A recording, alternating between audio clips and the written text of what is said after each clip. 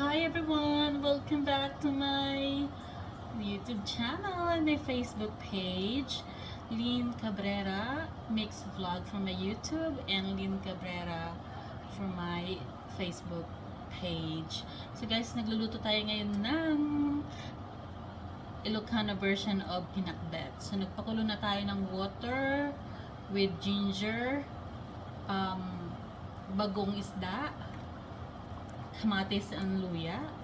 Kulo lang natin yan. Pag kumulo na siya, pwede na natin unti-unting idagdag yung ating mga gulay.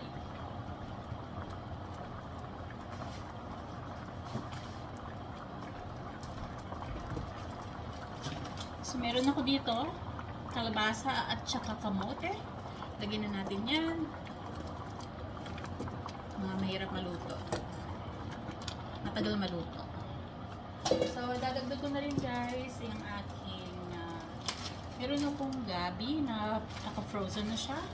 So, ilalagay ko na rin. Gusto ko ito pag lumalapot siya. Kung palapot natin. So, kunin lang natin yan dyan at malambot din yan mamaya. So, antayin natin kumulo. Takpan muna natin. Yan natin. Kulong-kulo na siya. Sinahan natin ang apoy. So, this time guys, pwede na natin ihalo ang ating what do you call this one? Sitaw. Naku, parang maliit ang ating kawali. Ayan. So, meron tayong susunod namin dito. Talong. Ang palaya. And I'm using frozen na okra kasi yung mga fresh ang normally parang matanda na sila, so mas gusto ko to kasi malambot siya. Ito yung mga young okra. So takpan natin ulit. Ang isahog natin guys, ito yung pork belly na hiniwa ko na maninipis, tapos minirito ko siya sa sarili niyang mantika with seasoning of salt and pepper. Nung na-prito ko na siya, naluto na both sides, and then tsaka ko siya hiniwa na malaliit. That way, pantay-pantay yung pagkaluto niya. So, ganun ang technique na ginagawa ko. Kasi, pag hiwain mo na siya ng maliliit, habang hilaw siya, pag gusto mo na siyang i-brown, parang mahirap na siyang mapantay-pantay yung pagkaluto, diba? Kasi alang na maisisay mo siyang babalik na yung maliliit na yon. So, ganun ang aking idea.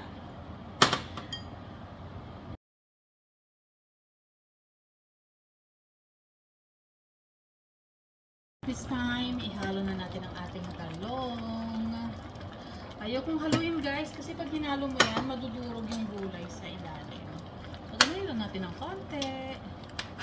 Konti lang. Kasi ayaw na siya madurog, diba? Tapos gusto natin siya yung medyo half cook para yan pa rin sa kanilang masustansya. So, balikan natin after a couple of minutes. Dagdagan natin ng bagoong guys. Alam nyo ba, itong bagoong isda na to, binili ko to sa Pangasinan nung umuwi ako. Siguro, kailan ba ako umuwi ng Pilipinas na binili ko to? I think mga, mga 5 years na to siguro. Kasi di bang bagong isda, habang tumatagal, mas sumasarap siya. So, actually, 2 garapon to eh. Nung binili ko siya.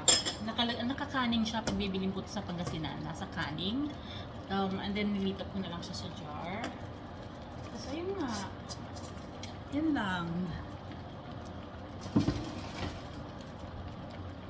Medyo half cook na ang ating mga gulay. So I think pwede ko nang ilagay ang ating palaya. Yes. Healthy lang tayo, di ba? Healthy dapat ang mga kinakain natin. Dapat talaga natin ang ating katawan na hiram lamang sa atin, di ba? Di ba po? Itong okra, mamayang konti ko idadagdag to kasi actually madali lang. Pinakamadaling maluto itong okra. So, takpan natin ulit. Bigyan na tayo ng okra. Hindi ko lalagay yung isang plastic kasi napakarami nito.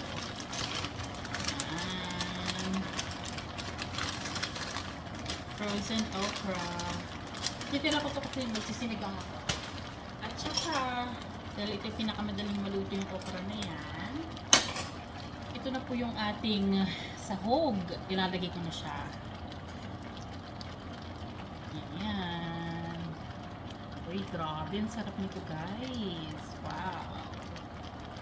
Tapos low fire lang siya. Leave it as it is.